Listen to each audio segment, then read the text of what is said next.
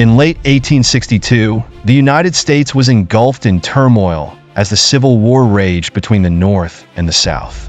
The atmosphere was charged with tension and hope for victory, with each side striving to prove its strength. The North had greater industrial capabilities, while the South relied on agriculture and natural resources. In November of that year, General Ulysses S. Grant, the commander of the Union Army, decided to launch an attack on the Confederate forces led by General Robert E. The city of Fredericksburg in Virginia became a strategic target, as it lay on the south bank of the Rappahannock River, granting control over vital roads and routes.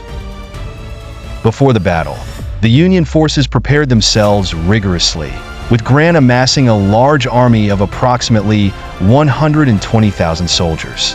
Meanwhile, Lee commanded a smaller army, estimated at around 75,000 soldiers.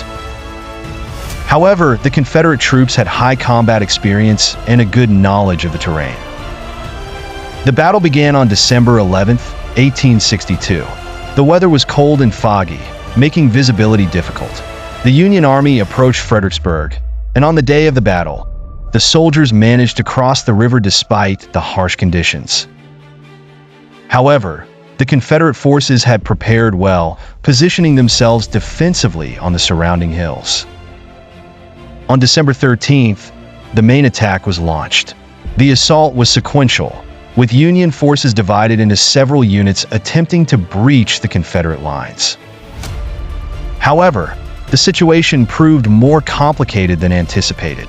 The Confederate troops were in a strong defensive position, utilizing the hills and surrounding buildings as firing points. Clashes erupted at several points, and casualties were heavy on both sides. However, the Confederate forces were able to repel the repeated attacks. General Grant attempted to change his strategies, but each effort was met with fierce resistance from the Southern troops. The battle was a mixture of bravery and sacrifice. The battle continued throughout the day, and by nightfall, the Union forces had suffered devastating losses without making significant progress. The death toll and number of wounded reached horrifying figures, with approximately 12,600 Union soldiers killed, while the Confederate losses were around 5,300. The Battle of Fredericksburg was a significant defeat for the Northern Army and had a profound impact on the morale of soldiers and civilians in the North.